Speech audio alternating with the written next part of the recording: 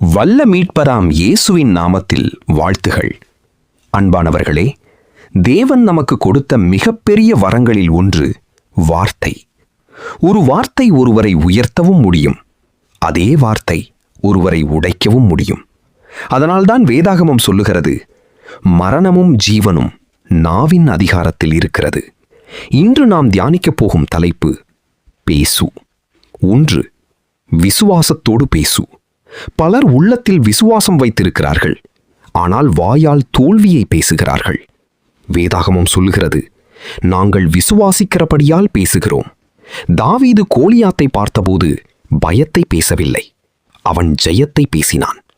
நீயும் என்னால் முடியாது என்று பேசாதே, கர்த்தரால் எல்லாம் முடியும் என்று பேசு. 2. சத்தியத்தை பேசு. இன்றைய உலகம் பொய்யால் நிரம்பியுள்ளது, ஆனால் தேவன் தமது பிள்ளைகள் சத்தியத்தை பேச வேண்டும் என்று விரும்புகிறார். ஒவ்வொருவரும் தன் அயலானோடே சத்தியத்தை பேசுங்கள். சத்தியம் சில நேரம் கஷ்டமாக இருக்கும், ஆனால் அது ஆசீர்வாதத்தை கொண்டு வரும். யோவான் ஸ்நானகர் சத்தியத்தை பேசினார்.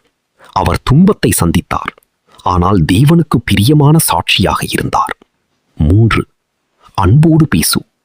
சிலர் உண்மையை பேசுகிறார்கள், ஆனால் அன்பில்லாமல் பேசுகிறார்கள். வேதாகமம் சொல்லுகிறது, அன்பிலே சத்தியத்தை பேசுகிறவர்களாய். இயேசு சத்தியத்தை பேசினார், ஆனால் அன்போடு பேசினார். நம்முடைய வார்த்தைகள் காயப்படுத்துகிறதா அல்லது குணப்படுத்துகிறதா? கோபத்தில் பேசும் வார்த்தைகள் உறவுகளை உடைக்கும், அன்பான வார்த்தைகள் உயிர் தரும். 4. தேவனுடைய வார்த்தையை பேசு. உலகம் பல சத்தங்களால் நிரம்பியுள்ளது, ஆனால் மனிதனை மாற்றுவது தேவனுடைய வார்த்தை மட்டுமே.